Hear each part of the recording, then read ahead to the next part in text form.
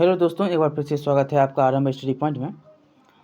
आज हम पढ़ेंगे सामान्य भूगोल में विश्व का भूगोल और बीपीएससी के द्वारा जो भी क्वेश्चन पूछा गया है प्री में 38 से लेकर 68वीं तक, साथ ही साथ सीडीपीओ का भी क्वेश्चन इसमें है। तो जितने भी क्वेश्चन भूगोल में, विश्व का भूगोल में और भूगोल हम भारत के भी भूगोल पढ़ेंगे उसमें, वो सारे क्वेश्चन आज हम करने वाले हैं। ठीक है, तो चलिए ज़्यादा समय नहीं लेते हुए इसको आज शुरू करते हैं। पहला क्वेश्चन देखिएगा विश्व का भूगोल का कि निम्नलिखित में से कौन सा सौरमंडल का भाग नहीं है। आप जानते हैं कि क्षुद्रग्रह है, ग्रह है, धूमकेतु है, नीहारिका नहीं है। क्यों नहीं है, इन सब बातों का हम अध्ययन करते हुए आगे बढ़ेंगे और व्याख्यान सहित हम करते हुए चलेंगे, ना कि इसमें व्याख्यान हम छोड़ देंगे। व्याख्यान से आपको एक दो क्वेश्चन एक्स्ट्रा मिल जाता है, उससे रिलेटेड क्वेश्चन और भी जो होता है वो आपको देखने को मिलते हैं। तो चलिए नीहारिका के बारे में पढ़ते हैं, सौरमंडल के बारे में। देखिए, सौरमंडल का निर्माण लगभग 4.6 बिलियन वर्ष पूर्व हुआ था। सौरमंडल में सूर्य मतलब तारा और ऐसे खगोलीय पिंड सम्मिलित होते हैं जो गुरुत्वाकर्षण बल द्वारा उससे जुड़े रहते हैं। इसमें ग्रह, बौने ग्रह, प्राकृतिक उपग्रह, क्षुद्र ग्रह, उल्काएं, धूमकेतु और खगोलीय धूल आदि शामिल हैं। ये सब आप याद रखेंगे तो एक नीहारिका को आप छांट सकते हैं। तो नीहारिका सौरमंडल का भाग नहीं है। अगला क्वेश्चन देखें तो सौरमंडल का प्रधान आकाशीय पिंड कौन सा होता है। तो प्रधान आप जानते हैं कि ग्रहों का मुखिया कौन, तो सूर्य होता है।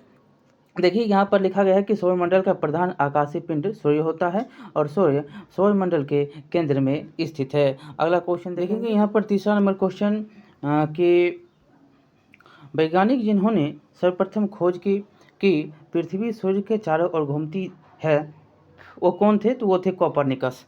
कोपरनिकस के द्वारा यह 1514 ईस्वी में एक हस्तलिखित निबंध था, कॉम्बिनेंटरियलियस लिटिल कॉम्बिनेंटरी में कोपरनिकस ने उस सिद्धांत का प्रतिपादन किया था जिसमें कहा गया था कि सूर्य ब्रह्मांड के केंद्र में है तथा पृथ्वी उसकी परिक्रमा करती है। उल्लेखनीय है कि छठी सदी के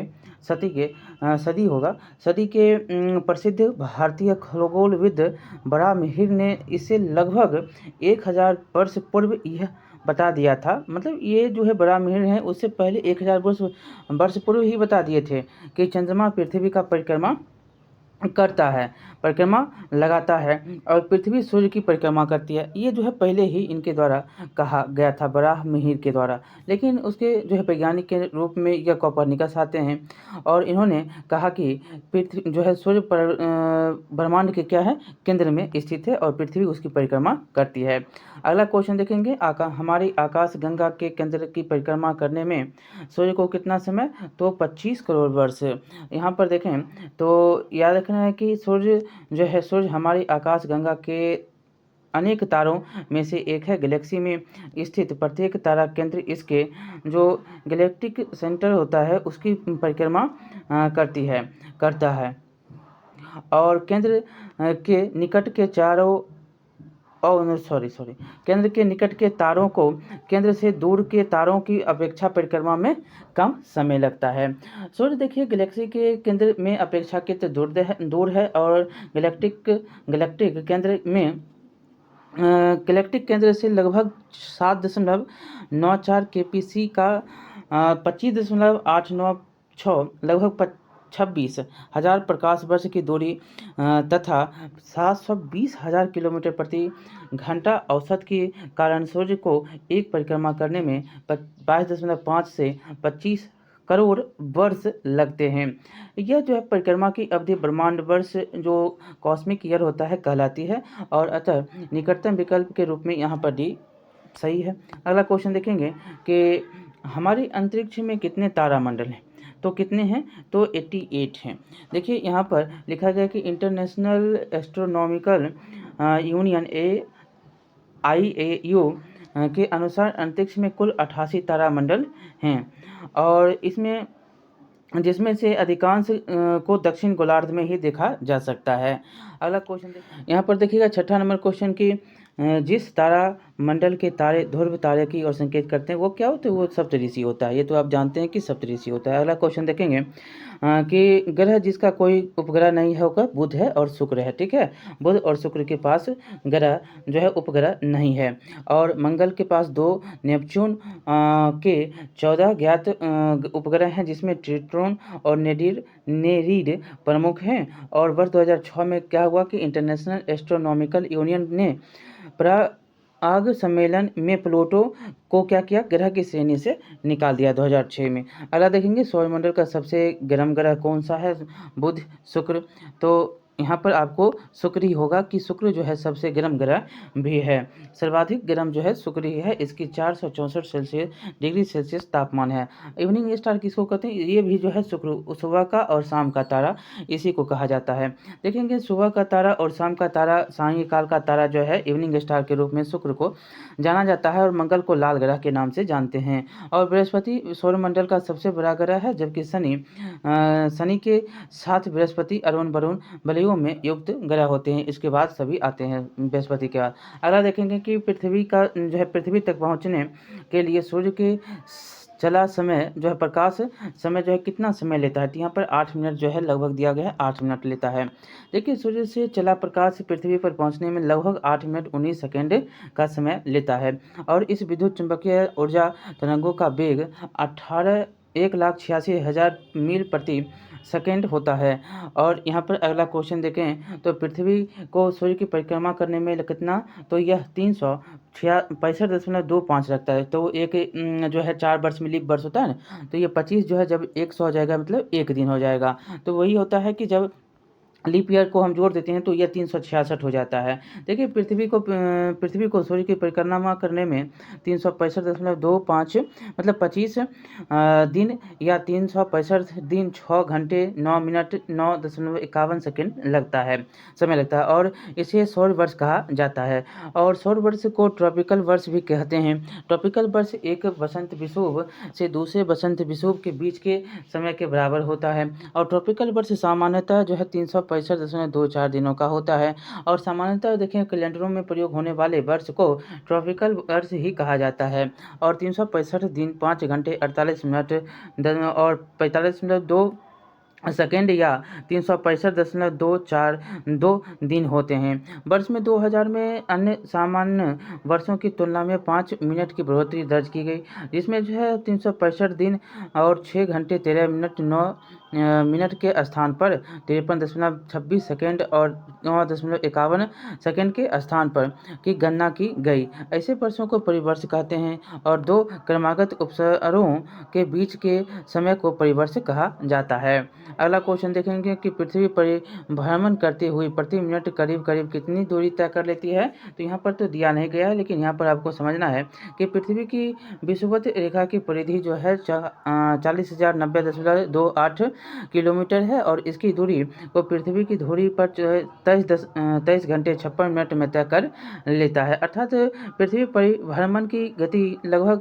1670 किलोमीटर प्रति घंटा होती है। और इस आधार पर प्रतिदिन पृथ्वी की गति 1670 किलोमीटर प्रति घंटा मिनट होता है। और इसमें देखें मिनट तो घंटा होता है, और इसमें मिनट जो है 27.8 किलोमीटर प्रति मिनट होगी। और इस किसी भी विकल्प में यह जो है उत्तर अभी नहीं दिया गया।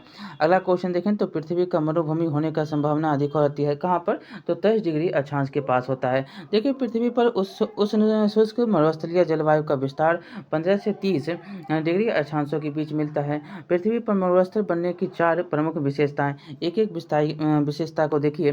पहला विशेषता है कि 30 डिग्री अक्षांशों के आसपास उच्च वायुदाब पाया जाना। यहाँ हवाएं ऊपर से नीचे की ओर उतरती रहती है, फलस्वरूप यहाँ वर्ष भर जो है मौसम साफ रहता है।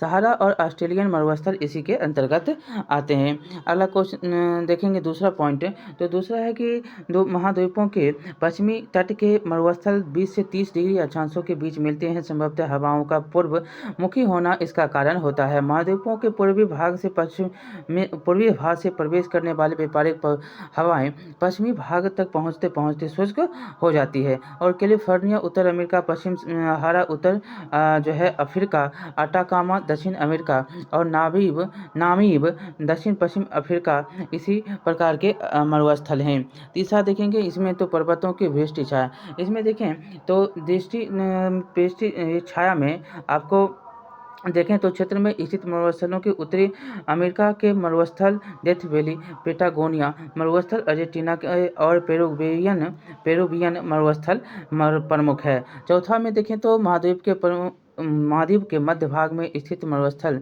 जो होते हैं जो आर्द्रता भरी हवाओं के से दूरस्थ होता है। इसमें ग्रेट बेसिन मरुस्थल यूएसए में और ऑस्ट्रेलिया का मरुस्थल गोबी जो कि चीन एवं मंगोलिया में है।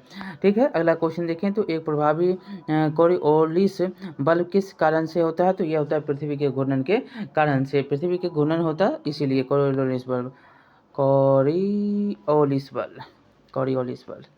यहाँ पर याद रखना है कि धरातल पर प्रभावित हवाओं की दिशा वायुदाब तथा पृथ्वी की घूर्णन गति द्वारा निर्धारित होती है और पृथ्वी की अक्षीय गति से उत्पन्न विक्षेपण बल के कारण हवाओं की दिशा में विक्षेप हो जाता है और इस बल की खोज जीजी कोरियोलिस द्वारा किए जाने के कारण इसका नाम कोरियोलिस बल पड़ा और इस प्रकार दिए गए विकल्पों में से एक प्रभावी कोरियोलिस बल का कारण पृथ्वी का घूर्णन। अगला क्वेश्चन देखेंगे सौरमंडल का सबसे बड़ा कौन था, यह है बृहस्पति। देखिए सौरमंडल का सबसे बड़ा ग्रह इस क्रम में आप देखेंगे बृहस्पति जुपिटर जो है व्यास इसका 1,42,984, शनि का व्यास 1,20,536, उसके बाद अरुण का व्यास 51,118 और वरुण का व्यास जो है 49,528। उसके बाद पृथ्वी का व्यास मात्र जो है 12,756 है, शुक्र का व्यास 12,104, मंगल का व्यास जो है 67,092 किलोमीटर और बुध का जो है व्यास है वह मात्र सबसे कम है, वो है 4879 किलोमीटर। यहाँ पर देख सकते हैं नोट में दिया है आकार के दृष्टि से सौरमंडल का सबसे बड़ा ग्रह कौन है, जुपिटर है, जिसको बृहस्पति, गुरु ये सब जो है नाम से जानते हैं, गुरुवार। अगला क्वेश्चन देखेंगे निम्नलिखित में से किस ग्रह का घनत्व जो है सबसे कम है, तो ये सबसे घनत्व पूछे तो शनि के सबसे बड़ा जो घनत्व सबसे कम है। देखिए पृथ्वी का घनत्व जो है वह 5514 किलोमीटर MQ है और मंगल का 3934 है, शुक्र का 5243 है और शनि का मात्र 687 किलोमीटर पर MQ है। अगला क्वेश्चन देखेंगे पृथ्वी की आंतरिक परत निफे के निर्माण में किन तत्वों की प्रचुरता। देखिए हमने आपको इसके बारे में बहुत अच्छी तरह से पढ़ाया भी है, हमने क्लास 6 या 7 में पढ़े हैं कि निफे जो होता है निकेल और फेरम का होता है। ठीक है, यहाँ पर निकेल और फेरम को ढूंढेंगे तो कहाँ पर मिलता है, देखिए तो ये D नंबर में है निकेल जो है निकेल और फेरम, यह जो है निफे का। देखिए पृथ्वी की आंतरिक जो है परत जो सबसे ये 3 परत होते हैं आप जानते हैं और यह जो है निफे है। तो निफे के जो परत हो गए निर्माण में निकेल और फेरम तत्वों में प्रचुरता और इसमें निकेल और फेरम जो को लोहा कहते हैं जिसको संक्षिप्त आकार कहा जाता है। अगला क्वेश्चन देखें तो शनि जो है सूर्य के चारों और एक चक्कर लगाने में कितना समय, तो ये 29.5 वर्ष ले लेता है। शनि सूर्य के चारों ओर एक चक्कर मतलब परिक्रमा लगाने में 29.5 साल कह सकते हैं कि यह लेता है। अगला क्वेश्चन देखेंगे यूरेनस जो है सूर्य के चारों ओर एक परिक्रमा करने में कितना, तो 84 वर्ष ले लेता है। अरुण जिसको यूरेनस के नाम से भी जानते हैं, इस ग्रह सूर्य के चारों ओर एक परिक्रमा करने में 83.7 पर 88 वर्षों का समय लेता है, जबकि अपने अक्ष पर 17.2 घंटे में अपने अक्ष पर परिभ्रमण कर लेता है और इसके उपग्रहों की संख्या यहाँ पर तो 27 दी गई है। अगला क्वेश्चन देखेंगे जियोडेसी का वह विज्ञान है जो संबंधित किससे है, तो यह पृथ्वी के आयाम की माप से संबंधित है। यहाँ याद रखना है कि जियोडेसी पृथ्वी के 3 मूलभूत गुणों को सटीक रूप से मापने और समझने का विज्ञान है। ये गुण हैं पृथ्वी का ज्यामितीय आकार, अंतरिक्ष में पृथ्वी का अभिविन्यास और पृथ्वी का गुरुत्वाकर्षण क्षेत्र। इसके साथ ही यह जो है समय के साथ उपयुक्त गुणों में परिवर्तन का भी अध्ययन करता है और इस प्रकार जियोडेसी वह विज्ञान है जो पृथ्वी के आयाम कोई माप से संबंधित है। अगला क्वेश्चन देखेंगे कि निम्नलिखित में से कौन सा जोड़ा सही अभी सुमेलित नहीं है, मतलब सुमेलित नहीं है, वह है अपघटक और जीवाणु। सभी देखिए उत्पादक जो है वो हिरण है, प्रथम प्राथमिक उपभोक्ता तेंदुआ और गौण उपभोक्ता घास। और इसमें सुमेलित नहीं है वो है कौन सा, अपघटन जलवायु का। देखिए यहाँ पर आपको मिलाना है, तो यहाँ पर देखिए सही कौन सा है, तो सही में आपको मिल रहा है कौन, तो उत्पादक जो है घास है। प्राथमिक में कौन आएगा, तो हिरण आएगा।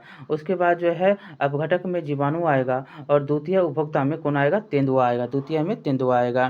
प्रथम में कौन आएगा, तो प्रथम में आएगा हिरण। हिरण को कौन खाता है, तो तेंदुआ खा लेता है। तो इस प्रकार से आपका यह सही सुमेलित होगा। ठीक है, सही सुमेलित आपको यहाँ पर मिल रहा है, सही सुमेल में। अगला क्वेश्चन देखेंगे, निम्नलिखित में से किस महाद्वीप का भूभाग सबसे कम, तो यह ऑस्ट्रेलिया में सबसे कम जो है भूभाग है। याद रखना, विश्व में 7 महाद्वीपों में सर्वाधिक क्षेत्रफल जो है एशिया का है, जबकि ऑस्ट्रेलिया का भूभाग सबसे कम न्यूनतम क्षेत्रफल जो है के अनुसार। अगला क्वेश्चन देखेंगे, निम्नलिखित में से कौन उष्णकटिबंधीय घास का मैदान, तो यह है सवाना उष्णकटिबंधीय घास का मैदान। याद रखना है कि यहाँ पर जो विकल्प हैं उसके अनुसार जो है सवाना उष्णकटिबंधीय घास का मैदान अफ्रीका में, और उत्तरी अमेरिका में घास के मैदान प्रेरीज, और दक्षिण अमेरिका में घास के मैदान पम्पास होते हैं, पाए जाते हैं। ठीक है, पम्पास कहा जाता है। अगला क्वेश्चन देखेंगे, निम्नलिखित में से किसके मध्य की औसत दूरी एक खगोलीय इकाई, तो यह है पृथ्वी और सूर्य की दूरी जो होती है उसको खगोलीय इकाई के नाम से जानते हैं। खगोलीय इकाई यू जो है पृथ्वी और सूर्य के बीच की औसत दूरी है, और खगोलीय इकाइयों का उपयोग आमतौर पर हमारे सौर मंडल के भीतर दूरियों को मापने के लिए किया जाता है। एक ए भी बराबर कितना, 1.496 गुने 10⁸ m। ठीक है, अगला क्वेश्चन देखेंगे कि भौगोलिक अपर्दन के चक्र की संकल्पना इनमें से किसने प्रस्तुत किया, तो यह WM को डेविस के बी नंबर इसका उत्तर होगा। देखिए WM डेविस, जिसको विलियम मॉरिस डेविस के नाम से जानते हैं, ने भौगोलिक अपर्दन चक्र की संकल्पना प्रस्तुत की। वही वाल्टर पेंक ने डेविस के सिद्धांत में संशोधन करते हुए एक मॉडल प्रस्तुत किया, जिसे उन्होंने मॉर्फोलॉजिकल एनालिसिस कहा। अगला क्वेश्चन देखेंगे, किसी स्थान का मानक समय स्टैंडर्ड टाइम जो होता है निर्धारण करने का आधार क्या होता है, तो प्रधान माध्याह्न जो रेखा होती है इसके द्वारा। देखिए प्रधान माध्याह्न रेखा के अंतर्राष्ट्रीय देशांतर रेखा या ग्रीनविच देशांतर रेखा के नाम से भी जाना जाता है। यह रेखा इंग्लैंड के ग्रीनविच स्थित रॉयल ग्रीनविच ऑब्जर्वेटरी से होकर गुजरती है, और 0° देशांतर पर स्थित इसी रेखा द्वारा अंतर्राष्ट्रीय मानक समय का निर्धारण किया जाता है। 180° देशांतर रेखा को अंतर्राष्ट्रीय तिथि रेखा के नाम से जानते हैं, और यह प्रधान माध्याह्न रेखा निम्नलिखित देशों से होकर गुजरता है। यहाँ पर देख सकते हैं यूनाइटेड किंगडम, फ्रांस है, स्पेन है, अल्जीरिया है, माली और बुर्किना फासो, टांगो और जो है कांगो होगा, टोंगो है, टोंगो और घाना। अगला देखेंगे क्वेश्चन, निम्न में से सबसे अधिक पर्वत जो है श्रृंखला कहाँ, तो रॉकी। सी नंबर उत्तर होगा। देखिए विश्व की सबसे लंबी पर्वत श्रृंखला दक्षिण अमेरिका है। अमेरिका महाद्वीप स्थित एंडीज पर्वत श्रृंखला, और हालांकि प्रश्नगत विकल्पों में सबसे लंबी श्रृंखला जो है रॉकी, जो उत्तरी अमेरिका महाद्वीप में अवस्थित है। और इसमें जो प्रश्न में है, निम्न में से सबसे लंबी श्रृंखला पूछा गया है, इसलिए रॉकी। अगला क्वेश्चन देखेंगे, अतः जो है इसका उत्तर सी होगा। अमेरिका देखिए, America national oceanic and atmospheric administration NOAA के अनुसार पृथ्वी की सबसे लंबी पर्वत श्रृंखला मिड ओशन रीज है, और जिसकी लंबाई जो है 90% भाग किसमें, समुद्र के नीचे है। अगला क्वेश्चन है, कार्ल एक प्रकार का निर्मित संरचना क्या है, तो यह है दक्षिण अफ्रीका के। देखिए कार्ल दक्षिण अफ्रीका में लकड़ियों एवं झाड़ियों यादों से मवेशियों के बालों के चारों और सामान्यतः गोलाई में बनाई गई झोपड़ी नुमा संरचना को कहा जाता है। अगला क्वेश्चन देखेंगे कि दुनिया के कुल बड़े बाघों की संख्या का लगभग आधा हिस्सा किस देश में, तो यहाँ पर याद रखना है कि ऐसे बाघों की संख्या है तो ये सबसे ज़्यादा तो भारत में, लेकिन यहाँ पर आपको याद रखना है कि कतिपय एक से अधिक या इनमें से कोई नहीं के अनुसार दुनिया के सबसे बड़े बड़े बाघों मतलब कि 15 मीटर तथा अधिक ऊंचाई 3 मिलियन घन मीटर से अधिक भंडारण क्षमता की संख्या आधा जो है चीन में है। कहाँ पर, चीन में है। और एक अन्य आकलन के अनुसार दुनिया के सबसे बड़े बाघों में से 57% भाग कहाँ पे, भारत और चीन में है। तो इसलिए यहाँ पर भारत और चीन नहीं है, यहाँ पर भारत है, और चीन रहता तो चीन होता है, यहाँ पर उत्तर चीन होता, ठीक है। और इसलिए एक से अधिक या इनमें से कोई नहीं होगा, इनमें से कोई ही नहीं। विश्व का सबसे जो है शुष्क रेगिस्तान तो यह है अटाकामा। अटाकामा जो है विश्व का सबसे शुष्क रेगिस्तान है, जो कहाँ पर, दक्षिण अमेरिका में अवस्थित है। अगला क्वेश्चन है कि तुम्मालपल्ले खदान, जिसे दुनिया का सबसे बड़ा यूरेनियम भंडार कहा जाता है, कहाँ पर अवस्थित, ये तुमिल कहाँ पर अवस्थित है?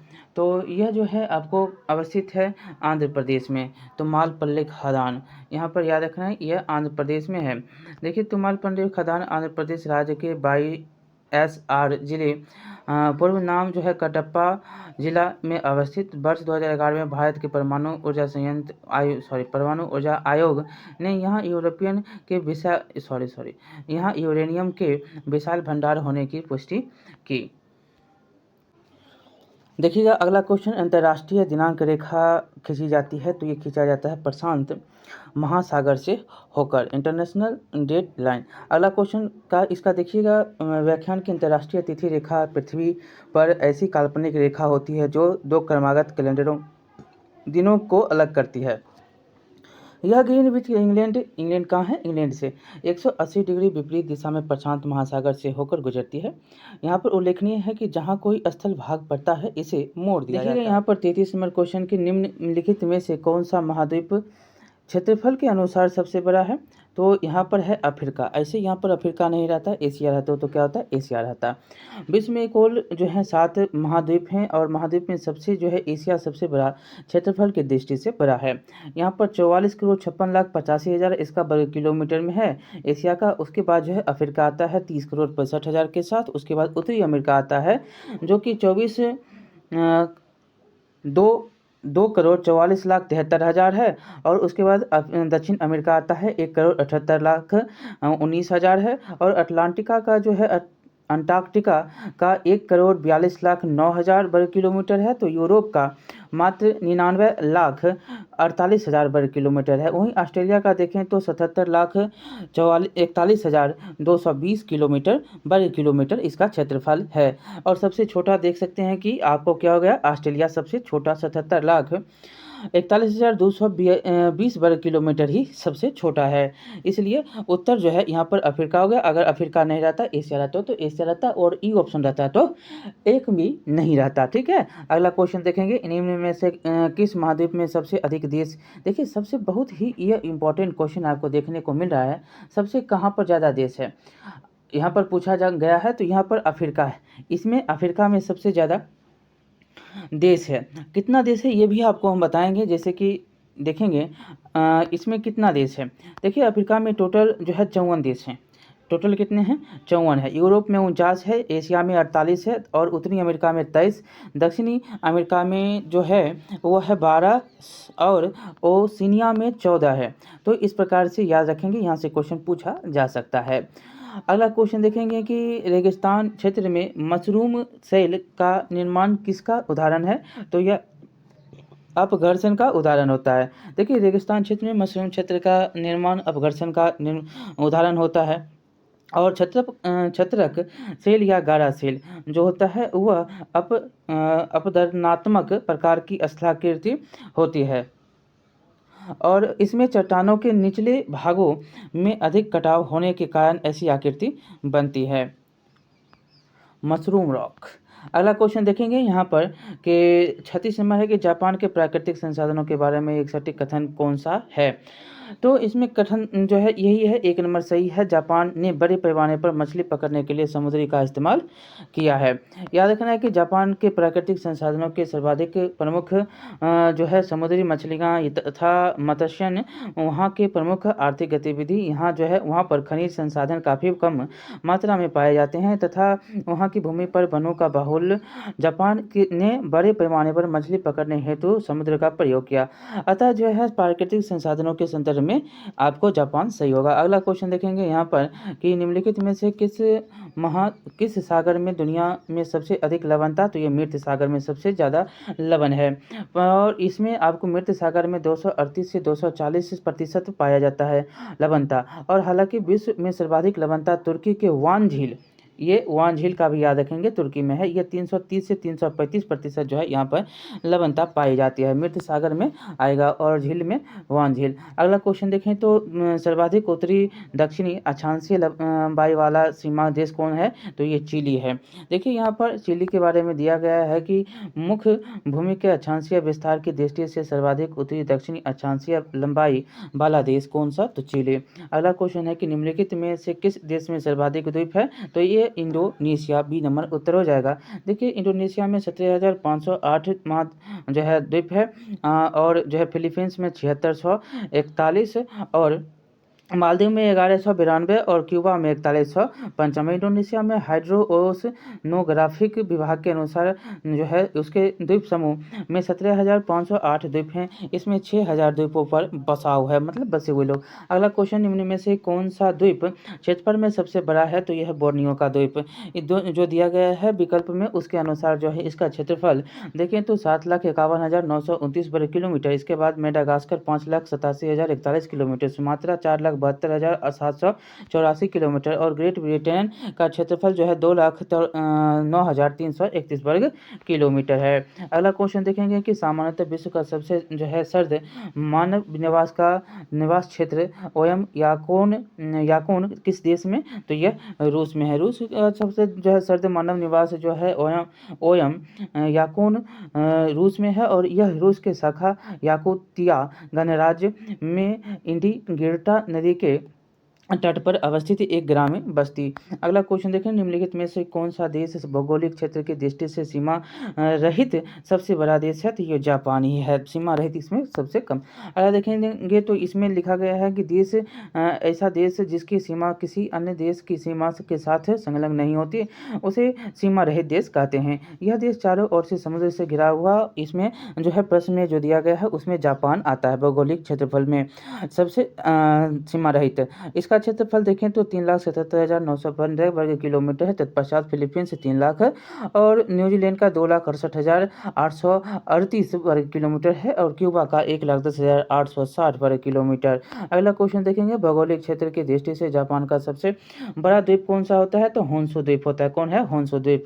जापान मुख्यतः 4 द्वीपों होक्काइडो, होन्शु, शिकोकू और क्यूशू समूह है। क्या है, होड्डेन्को, होन्शु, शिकोकू और क्यूशू, यह जो है मुख्य रूप से है और इसमें चारों द्वीपों में होन्शु सबसे बड़ा द्वीप है। जापान की राजधानी टोक्यो जो है टोक्यो इसी द्वीप पर होन्शु द्वीप पर ही अवस्थित है। अगला क्वेश्चन देखेंगे, ग्रीनलैंड निम्न देशों में से किस देश का भाग, तो यह डेनमार्क का भाग है। ग्रीनलैंड जो है क्षेत्रफल की दृष्टि से विश्व का बृहत्तम द्वीप है और ग्रीनलैंड डेनमार्क के अधीन है। नूक ग्रीनलैंड सबसे बड़ा एवं राजधानी नगर नूक की समुद्र तट से जो है ऊंचाई 1.3 मीटर तक है, याद रखना है इसके बारे में। यहाँ पर देखिए महाद्वीपीय बहाव का सिद्धांत किसके द्वारा विकसित किया गया है, तो ये किया गया है एन वेगेनर के द्वारा।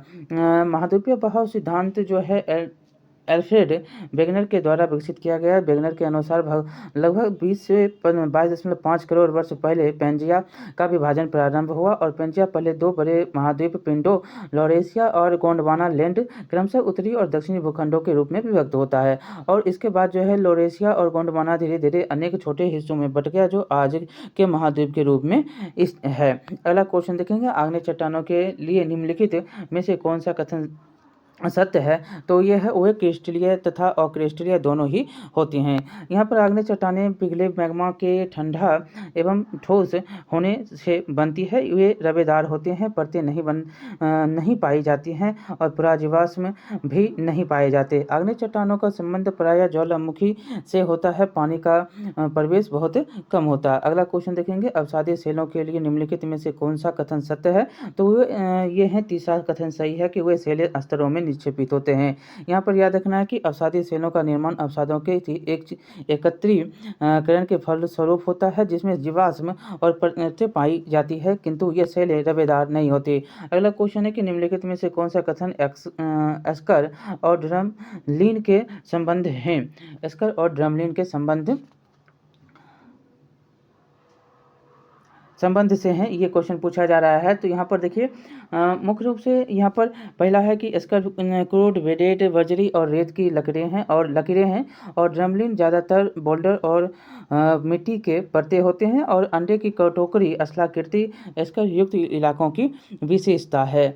तो इसमें उत्तर देखेंगे क्या होगा, तो उत्तर में 1 2 3 नहीं है बल्कि 4 है। 4 में देखेंगे तो क्या हो जाएगा, जबकि स्कर जो है ग्लेशियरों और धाराओं द्वारा निर्मित होते हैं और ड्रमलिन ग्लेशियर की क्रिया से उत्पन्न होते हैं। तो इसलिए उत्तर जो है 1 2 4 है। यहाँ पर देखिए ग्लेशियरों या हिम के पिघलने से प्राप्त जलधाराओं द्वारा मलबा के निक्षेपण से निर्मित स्कर लंबे सकरे कटक होते हैं, जिनके किनारे तीव्र ढाल वाले स्कर होते हैं और स्कर की संरचना बजरी, रेत तथा कंकड़ पत्थर द्वारा होती है। हिमनद के निक्षेप द्वारा निर्मित स्थल रूपों को ड्रमलिन गोशाम मृत्तिका द्वारा निर्मित एक प्रकार के ढेर या टीले होते हैं और जिनका आकार उल्टी नौका या कटे हुए उल्टे अंडे के समान होता है। देखिए अंडे की टोकरी स्थलाकृति ड्रमलिन युक्त इलाकों की विशेषता और ड्रमलिन जो है ग्लेशियर की क्रिया से उत्पन्न होते हैं। अगला क्वेश्चन देखेंगे माउंट एटना। माउंट एटना जो है एक ज्वालामुखी है। क्या है? एक ज्वालामुखी। माउंट एटना एक सक्रिय ज्वालामुखी है जो इटली के सिसिली द्वीप के पूर्वी तट पर स्थित है। इसकी जो है सर्वोच्च ऊंचाई 3357 मीटर है। अगला क्वेश्चन है कि मौना लोआ उदाहरण किसका है, तो सक्रिय ज्वालामुखी का यह उदाहरण है। मौना लोआ हवाई द्वीप संयुक्त राज्य अमेरिका में स्थित एक सक्रिय ज्वालामुखी है। अगला क्वेश्चन देखेंगे वर्ष 2004 के हिंद महासागरीय भूकंप तथा उससे परिमाणित सुनामी के संबंध में निम्नलिखित में से कौन सा कथन सही नहीं है। इसमें सही कथन कौन सा नहीं है, तो देखेंगे तो इसमें सुनता ऑप्शन में अगर पढ़ेंगे पूरा तो आपको यहाँ पर नहीं है ऑप्शन। जो सही है उसको हम देखेंगे जो कि 3 में सही है। तो वर्तमान में आप देखें तो वर्तमान अनुमान के अनुसार भूकंप जनित सुनामी ने समुद्र में डूब गई अनगिनत लाशों के अतिरिक्त 50 लाख से अधिक लोगों की मौत के घाट उतारा। यहाँ पर आपका इसका पूरा व्याख्यान दिया गया है कि 26 दिसंबर 2004 को हिंद महासागर स्थित इंडोनेशिया के सुमात्रा द्वीप के पश्चिमी भाग पर समुद्र के अंदर रिएक्टर स्केल पर 9.1 परिमाण के भूकंप से उत्पन्न सुनामी लहरों से लगभग 2 लाख जो है 40,000 लोग की मृत्यु होती है। यहाँ पर डेट भी पूछ लेता है 26 दिसंबर 2004 हिंद महासागर।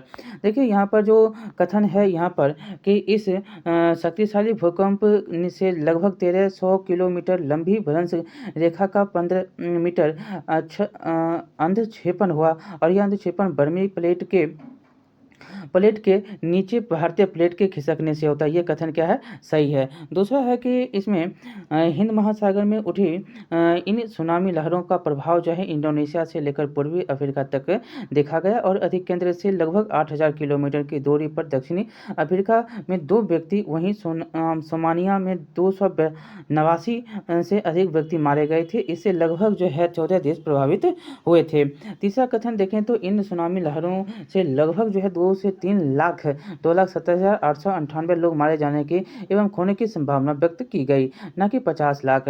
ठीक है, इसलिए कथन गलत है। और अगला देखेंगे यह कथन जो पूर्ण रूप से गलत है, यही जो है उत्तर भी आपका कथन ही खोजने के लिए कह रहा था, तो कथन गलत कौन है, तो यही कथन गलत है।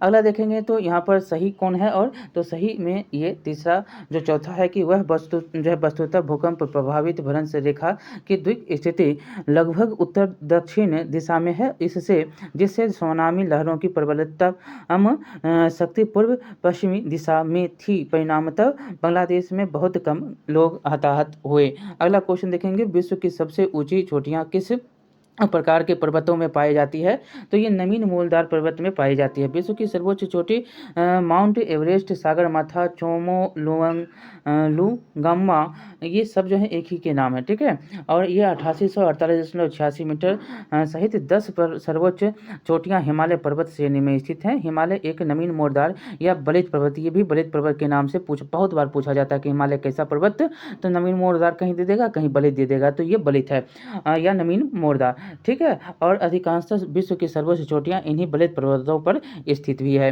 अगला क्वेश्चन देखेंगे कि निम्नलिखित में से कौन सी नदियाँ हैं, तो यहाँ पर मर्रे और डार्लिंग जो है नदियाँ हैं। देखेंगे मर्रे और डार्लिंग ऑस्ट्रेलिया महाद्वीप की सबसे प्रमुख नदियाँ हैं और इसकी जो है घाटी ऑस्ट्रेलिया की सबसे प्रमुख कृषि क्षेत्र है, जबकि ईरी और हुयूरन जो है संयुक्त राज्य अमेरिका एवं कनाडा के विशेष झीलें हैं। और इसी तरह जो है कि विक्टोरिया एवं चांद अफ्रीका की प्रमुख झीलें हैं। स्वेज एवं पनामा क्या है, नहर है।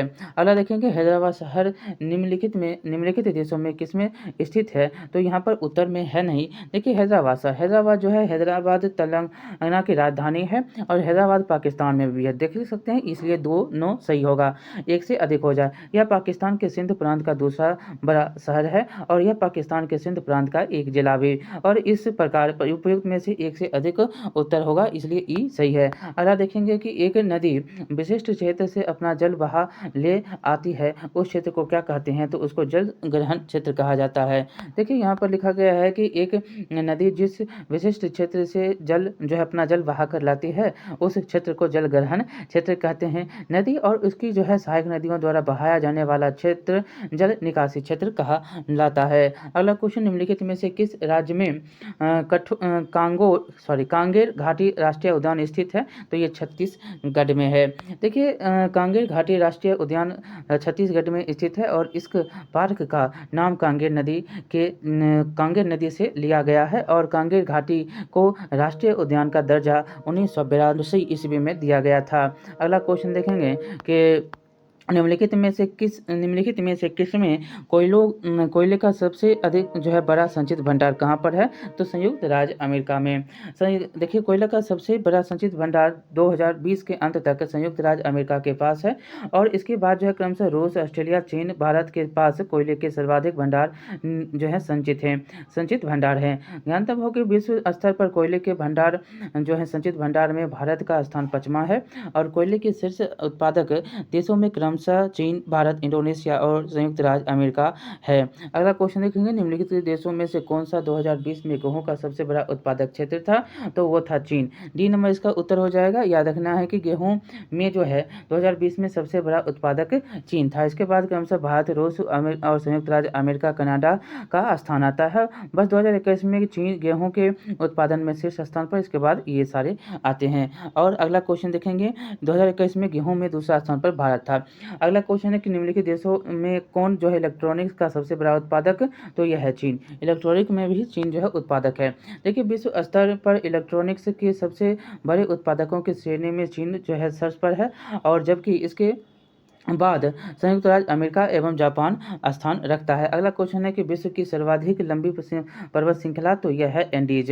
एंडीज जो है सबसे लंबी पर्वत श्रृंखला। अगला क्वेश्चन के इस क्वेश्चन के जो देखेंगे उत्तर में व्याख्यान, तो एंडीज जो है दक्षिण अमेरिका की प्रमुख एवं विश्व की सबसे लंबी पर्वत श्रेणी है और इसकी लंबाई 7000 से 8900 किलोमीटर विभिन्न पैमाने के स्रोतों से होता है और रॉकीज उत्तरी अमेरिका की प्रमुख बलित श्रेणी है और इसकी लंबाई लगभग 4800 किलोमीटर है और हिमालय पर्वत दक्षिण एशिया में भारत के उत्तरी सिरे पर स्थित है और इसकी लंबाई लगभग 2500 किलोमीटर। देखिए अगला क्वेश्चन कि कोकस प्लेट किनके मध्य पाई जाती है, तो कोकस प्लेट किसके मध्य, तो मध्य अमेरिका तथा प्रशांत प्लेट के मध्य पाया जाता है। कोकस जो है इसके मध्य मध्य अमेरिका और पश्चिमी तट तथा प्रशांत प्लेट के मध्य पाया जाता है। अगला क्वेश्चन है कि संयुक्त राज्य अमेरिका का राष्ट्र बाउल निम्नलिखित में से किस प्रदेश से संबंधित है, तो यहाँ पर देखेंगे ई उत्तर है। तो ई उत्तर क्यों है, क्योंकि राष्ट्र जो है बाउस्ट या राष्ट्र वेस्ट संयुक्त राज्य अमेरिका तथा संयुक्त राज्य अमेरिका का उत्तर पूर्वी क्षेत्र है। यह लौह उत्पादन करने वाला आर्थिक क्षेत्र है। इसमें जो है इलिनायस, इंडियाना और मिशिगन, ओहियो तथा पेंसिल्वेनिया का क्षेत्र शामिल किया जाता है और इससे ग्रेट लेक्स प्रदेश, पीटर्सबर्ग प्रदेश आदि शामिल हैं। अतः एक से अधिक यहाँ पर विकल्प सही। अगला क्वेश्चन देखेंगे, नामीबिया तट के साथ बहने वाले ठंडी जलधारा का नाम क्या है, तो बेगुएला धारा, ठंडी जलधारा बेगुएला जलधारा।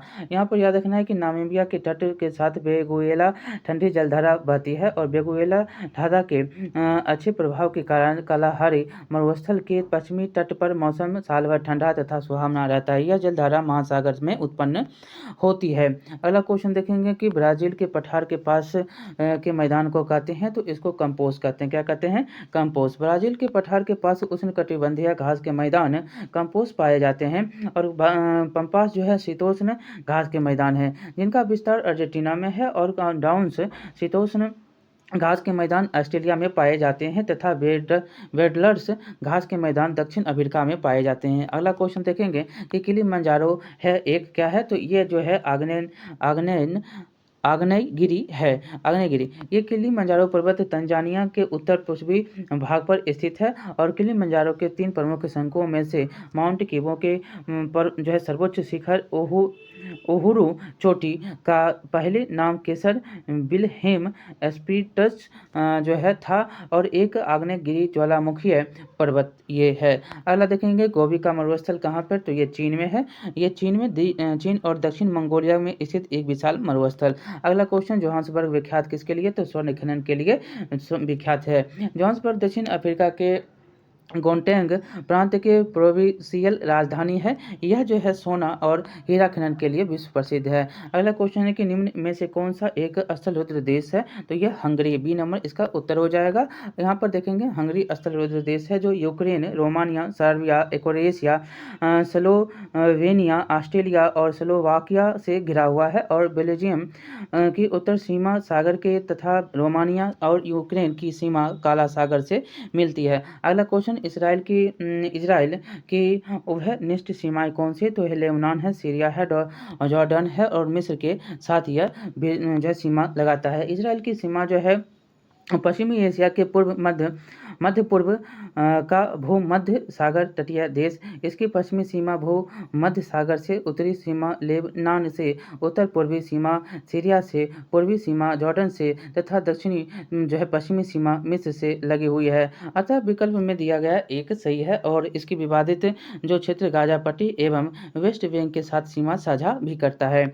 अगला संसार का छत। संसार का छत जो है अरावली या पामीर को संसार का छत कहा जाता है। विश्व का छत के नाम से पामीर को जाना जाता है। कभी कभी जो तिब्बत के पठार हेतु भी संसार के छत का प्रयोग होता है। पूर्वी देखिए अगला क्वेश्चन की पूर्वी समुद्र का स्वारमिनी का नाम है, तो ये है आपका श्रीलंका। देखिए पूर्वी समुद्र के स्वारमिनी का नाम श्रीलंका श्रीलंका जो है विषुवत रेखा के उत्तर भारतीय उपमहाद्वीप के दक्षिणी पूर्व में स्थित हिंद महासागर का जो है द्वीपीय देश है। इसे हिंद महासागर का मोती भी कहा जाता है श्रीलंका को। अगला क्वेश्चन देखें तो पृथ्वी की सतह का वह भाग जो पानी से ढका है लगभग, तो 2/3 भाग जो है पानी से ढके हुए हैं। पृथ्वी की जो है लगभग कुल क्षेत्रफल का 29% भाग स्थल है और 71% भाग जल से घिरा हुआ। अगला क्वेश्चन देखेंगे यहाँ पर कि समुद्र तल पर पृथ्वी के केंद्र के सबसे निकट स्थान है, तो यह है उत्तरी ध्रुव। देखिए पृथ्वी के क्षेत्र से सबसे निकटतम बिंदु उत्तरी ध्रुव के पास आर्कटिक महासागर का तल 4 किलोमीटर की गहराई पर है, जो पृथ्वी के केंद्र से लगभग 6553 यानी कि 6352.752 किलोमीटर की दूरी पर स्थित है और पृथ्वी की ध्रुवीय त्रिज्या 6356.752 किलोमीटर। अगला क्वेश्चन है कि 6400 किलोमीटर लंबाई एवं 200 किलोमीटर से 2400 किलोमीटर चौड़ाई वाला एक कटक उत्तरी एवं दक्षिणी अटलांटिक महासागरीय द्रोणियों के मध्य से गुजरता हुआ हिंद महासागरीय द्रोणी और फिर ऑस्ट्रेलिया के अटलांटिक के बीच से दक्षिणी प्रशांत महासागरीय द्रोणी में प्रवेश करता है। यह कटक है, तो यह कटक कहाँ पर है ये आपसे पूछा जा रहा है। तो यह है मध्य में, यहाँ पर जो मध्य है मध्य में महासागरीय कटक है। डी नंबर इसका उत्तर है। इसका देखेंगे व्याख्यान, तो उत्तर में जो दिया गया है मध्य महासागरीय कटक से संबंधित है और मध्य महासागरीय कटक ग्लोब के चारों ओर 40,390 मील यानी कि 65,000 किलोमीटर की लंबाई आर्कटिक, अटलांटिक और हिंद महासागर और प्रशांत महासागर में फैला और यह जो है पृथ्वी की सतह का अकेला सबसे विशालतम भूगर्भिक लक्षण है। अगला क्वेश्चन देखेंगे कि गल्फ स्ट्रीम जो होता है एक महासागरीय धारा होता है। गल्फ स्ट्रीम क्या होता है? एक महासागरीय धारा होता है। फ्लोरिडा की धारा एक जो है फ्लोरिडा की धारा जब एटलांटिस धारा का जल समाविष्ट कर हिट लॉस अंतर्द्वीप में आगे बढ़ती है तो यह गल्फ स्ट्रीम के नाम से जाना जाता है। यह गर्म जल धारा है जो उत्तरी अमेरिका के पूर्वी तट के सहारे प्रवाहित होते हैं। अगला क्वेश्चन है कि ग्रैंड कैनियन है, तो ग्रैंड कैनियन एक खंड है, ठीक, खंड गॉर्ज है। यहाँ पर याद रखना है कि ये जो है संयुक्त राज्य अमेरिका, ग्रैंड कैनियन जो है संयुक्त राज्य अमेरिका के एरिजोना प्रांत में कोलोराडो नदी पर स्थित एक गॉर्ज है। अगला क्वेश्चन देखेंगे, विश्व का बृहत्तम डेल्टा कौन सा, तो गंगा ब्रह्मपुत्र डेल्टा विश्व का सबसे गंगा ब्रह्मपुत्र डेल्टा जो है विश्व का बृहत्तम डेल्टा, यह जो है बांग्लादेश एवं भारत के पश्चिमी बंगाल राज्य में बंगाल के खाड़ी हिंद महासागर में स्थित इसमें जो है गंगा ब्रह्मपुत्र डेल्टा या सुंदरबन डेल्टा के नाम से भी जानते हैं। अगला क्वेश्चन, फिजी द्वीप कहाँ अवस्थित है, तो यह प्रशांत महासागर में फिजी द्वीप अवस्थित है। रिपब्लिक ऑफ फिजी दक्षिणी प्रशांत महासागर का एक द्वीपीय राष्ट्र और यह जो है वानुआतु के पूर्व, टोंगा के पश्चिमी तथा तुवालू के दक्षिण में स्थित है। अगला क्वेश्चन है कि स्वेज नहर जोड़ती है, तो भूमध्य सागर को लाल सागर से जोड़ता है। भूमध्य सागर को लाल सागर से जोड़ने वाला यह स्वेज नहर मिस्र में है। देखिए स्वेज नहर मिस्र के स्वेज स्थल डमरू मध्य में बनाए गए विश्व की सबसे बड़ी कृत्रिम नहर खुद बनाया गया है और 1869 ईस्वी में इसकी लंबाई 164 किलोमीटर थी। वर्ष 2015 में इसकी लंबाई कुल 193.3 किलोमीटर हो गई और भूमध्य सागर और लाल सागर को जोड़ने वाली इस नहर को 1869 ईस्वी में जहाजों के आवागमन के लिए खोल दिया गया था और इसके दक्षिणी सिरे पर स्वेज नहर के तेवफीक बंदरगाह, स्वेज बंदरगाह और उत्तरी सिरे पर पोर्ट सईद बंदरगाह स्थित है। इस नहर के अनजाने से यूरोप और एशिया के बीच की दूरी काफ़ी कम हो गई है क्योंकि इसके बनने से पूर्व यूरोप से एशिया और एशिया के यूरोप जाने वाले जहाज़ों को अफ्रीका महाद्वीप का चक्कर लगाकर जाना होता था। स्वेज नहर विश्व की सबसे बड़ी पोतवाहक नहर भी है, ठीक है। अगला क्वेश्चन देखेंगे इसमें कि पनामा जोड़ती है। देखिए पनामा भी बहुत ही, स्वेज और पनामा दोनों बहुत महत्वपूर्ण है। पनामा जो है जोड़ता है प्रशांत महासागर एवं अंध महासागर को। देखिए यहाँ पर लिखा गया कि पनामा नहर जो है, पनामा नहर मध्य अमेरिका में पनामा के स्थल डमरू मध्य को काटकर बनाए गए प्रमुख जहाजी नहर है और अटलांटिक महासागर, अंध महासागर जिसको कहते हैं, को प्रशांत महासागर से जोड़ता है और इस नहर को के बनाए जाने से पूर्व संयुक्त राज्य अमेरिका के पश्चिमी तट पर स्थित सैन फ्रांसिस्को व पूर्वी तट पर स्थित न्यूयॉर्क जाने के लिए दक्षिण अमेरिका महाद्वीप का चक्कर लगाकर कुल लगभग 22,500 किलोमीटर की दूरी तक तय करनी पड़ती थी और किंतु नहर के बन जाने से दोनों के मध्य लगभग आधे से भी कम दूरी, लगभग जो है आधे से कम दूरी अर्थात 9500 किलोमीटर की रह गई है। पहले 22,000, अभी 9500। वर्तमान में यह नहर जो पनामा देश का अधिकार है इस पर। अगला देखेंगे मलास्का जल संयोजक में आने जाने की सुविधा है, तो यह है आपको हिंद महासागर से चीन सागर तक। मलास्का जल संधि इंडोनेशिया के सुमात्रा द्वीप के और मलेशिया से अलग करती है। यह हिंद महासागर एवं प्रशांत महासागर को जोड़ती है।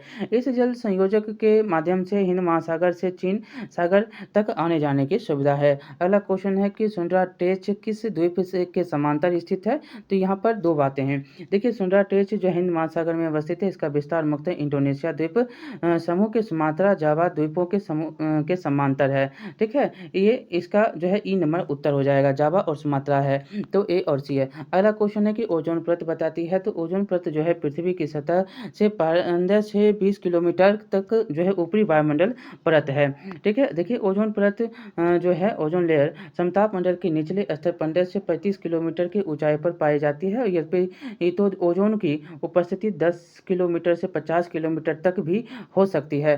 परत के रूप में ओजोन अधिकांश 15 से 35 किलोमीटर ऊंचाई पर ही होती है।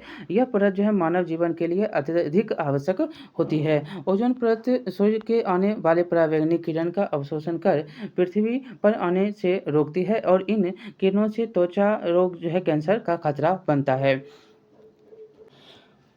देखिएगा अगला क्वेश्चन कि पृथ्वी की सतह से ओजोन की परत की ऊंचाई, अभी तो आपने पढ़ा कि 10 से 20 किलोमीटर है, यहाँ पर कहीं कहीं जो है 10 से 35 किलोमीटर भी था, यहाँ पर 10 से 20 किलोमीटर। अगला क्वेश्चन देखेंगे कि गरजने वाली चालीसा और क्रुद्ध पचासा और चीखने वाली साठा पवनें पृथ्वी के किस गोलार्ध में? तो ये बहुत बार क्वेश्चन जो है आपसे पूछा गया है। यह है दक्षिणी गोलार्ध में। गरजने वाली चालीसा, क्रुद्ध पचासा और चीखने वाली साठा दक्षिणी गोलार्ध में। यहाँ पर जो है 67वें में ये पूछा गया क्वेश्चन है और यहाँ पर लिखा गया है कि गरजने वाली चालीसा, क्रुद्ध पचासा और चीखने वाली साठा पवनें पृथ्वी के दक्षिणी गोलार्ध में चलती है। दक्षिणी गोलार्ध में पछुआ पवनों की प्रचंडता के आधार पर इन्हें यह नाम दिया गया है। अगला क्वेश्चन कायरा का जो है समय ग्रीनविच से 2 घंटा आगे है यह जो है स्थिति, तो यह स्थिति 30 डिग्री पूर्व देशांतर पर है। देखिए कायरा मिस्र, कहाँ पर? तो मिस्र में स्थित 30 डिग्री 3 मिनट नॉर्थ में है और देखें तो 31 डिग्री 14 मिनट ईस्ट है, नॉर्थ और ईस्ट। और चूंकि काहिरा का ग्रीनविच 0 डिग्री देशांतर से 2 घंटा आगे है और इसकी स्थिति 30 डिग्री पूर्व देशांतर से पास बनती है और पृथ्वी गोल आकार होने के कारण 24 घंटे में 360 डिग्री घूम जाती है। अतः 1 डिग्री देशांतर की दूरी तय करने में पृथ्वी को कितना समय? तो 4 मिनट का समय लगता है।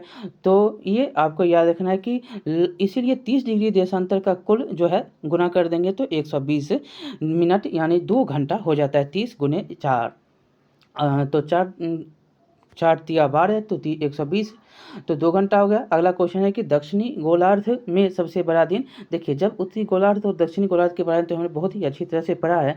22 दिसंबर क्या हो जाएगा? दक्षिणी गोलार्ध में बड़ा दिन हो जाएगा। जैसे कि यहाँ पर आपको पता होगा कि जब इसके बारे में बहुत अच्छी तरह से हम पढ़ चुके हैं। देखेंगे यहाँ पर उत्तरी गोलार्ध में शीत अयनांत अर्थात 21 से 22 दिसंबर को सबसे छोटा दिन होता है, ठीक है, दिसंबर जो है। और यहाँ पर उत्तरी में और ग्रीष्म अयनांत जो होता है उत्तरी गोलार्ध में 21 से जो 20-21 जून है उसमें सबसे बड़ा दिन होता है। 20-21 में उत्तर में जब होगा तो यह 20-21 जून को होगा और जब उत्तर में उत्तरी गोलार्ध में शीत होगा तो वो 21 से 22 दिसंबर का होगा। इसके विपरीत जब हम जाएंगे तो दक्षिणी गोलार्ध में सबसे छोटा जो दिन होगा वह 21 से 22 दिसंबर को दक्षिण गोलार्ध में सबसे बड़ा दिन होता है। सबसे छोटा दिन जो होता है वो होता है उसके विपरीत में, मतलब 20 से 21 जून को दक्षिणी गोलार्ध में। और बड़ा दिन जब कह देगा तो ये हो जाएगा 21 से 22 दिसंबर को। गोलार्ध दक्षिणी और उत्तरी गोलार्ध ऐसे भी आप समझ सकते हैं। इसको समझने की तो बात कुछ भी नहीं है। देखिए ये जो है आपका दक्षिणी गोलार्ध है और ये आपका उत्तरी गोलार्ध है। उत्तरी गोलार्ध में जो है 20 से 21 जून को बड़ा दिन और यहाँ पर क्या हो जाएगा? छोटा दिन हो जाएगा। वहीं पर जब देखें 22 तारीख को यहाँ पर क्या हो जाएगा? उत्तरी गोलार्ध में क्या हो जाएगा? छोटा जो है दिन। तो उसी प्रकार यहाँ पर क्या हो जाएगा? बड़ा दिन हो जाएगा। दक्षिणी गोलार्ध में बस इतना उल्टी सी बात कर देंगे हो जाएगा। अगला क्वेश्चन देखेंगे महाद्वीप अलग कैसे होते हैं? तो महाद्वीप हुए हैं विवर्तनिक क्रिया के द्वारा। देखिए पृथ्वी का ऊपरी भाग स्थल मंडल और संपूर्ण क्रस्ट और मेंटिल का ऊपरी भाग मैग्नेटिक का ऊपरी भाग का निर्माण विभिन्न प्लेटों से हुआ। ये जो है प्लेटें विभिन्न प्रारूपों के विवर्तनिक क्रिया के फलस्वरूप गतिशील तथा जो है प्रभावित होती है। इस प्रकार के ये प्लेटें अपने ऊपर स्थित महाद्वीपीय तथा महासागरीय भागों को अपने प्रवाह के साथ ही स्थानांतरित करती है। अगला क्वेश्चन देखेंगे बलन क्रिया किसका जो है परिणाम है? तो यह है पर्वत निर्माणकाली बल का। देखिए पूर्व पृथ्वी के अंतर्जात बलों के अंतर्गत पर्वत निर्माणकारी बल क्षैतिज संचलन भी आता है। इसके तहत 2 प्रकार के बल कार्य करते हैं, संपीड़न बल व तनाव बल। संपीड़न बल से चट्टानों की परतें मुड़ जाती है और ऊपर उठे भाग को अपनीत और नीचे धंसे हुए भाग को अभिनीत करते हैं। इसी मोड़ को बलन कहते हैं। अगला क्वेश्चन देखेंगे कि यूरोप की एक पर्वत श्रृंखला, तो ये आल्प्स पर्वत श्रृंखला यूरोप की। यहाँ पर देखना है कि आल्प्स जो होता है आल्प्स पर्वत श्रेणी मध्यवर्ती यूरोप में स्थित है और इसका विस्तार फ्रांस, मुख्यतः जो है फ्रांस, ऑस्ट्रिया, जर्मनी, स्विट्जरलैंड में है और इसका सर्वोच्च बिंदु माउंट ब्लैक है और जिसकी ऊंचाई लगभग 4810 मीटर है। आल्प्स पर्वत नवीन मोरदार पर्वत का प्रमुख उदाहरण है। अगला क्वेश्चन तकला मकान मरुस्थल कहाँ पर अवस्थित है? तो ये चीन में है। तकला मकान मरुस्थल जो है मुख्यतः उत्तर पश्चिमी चीन के जियांग क्षेत्र एशिया में विस्तारित है और यह जो है दक्षिण में लून पर्वत तथा पश्चिम में पामीर का पठार और उत्तर में तियान शान पर्वत से घिरा हुआ है। अगला देखेंगे ग्रेट विक्टोरियन मरुस्थल कहाँ पर, तो ये ऑस्ट्रेलिया में है। ऑस्ट्रेलिया ग्रेट विक्टोरियन मरुस्थल दक्षिणी ऑस्ट्रेलिया एवं पश्चिमी ऑस्ट्रेलिया प्रांत में स्थित है। यह ऑस्ट्रेलिया का सबसे बड़ा मरुस्थल, इसका विस्तार लगभग जो है 3,48,750 वर्ग किलोमीटर क्षेत्र में है। अगला क्वेश्चन है कि निम्नलिखित में से किस देश की मृत सागर के साथ भूमि सीमा नहीं है, तो यह है लेबनान।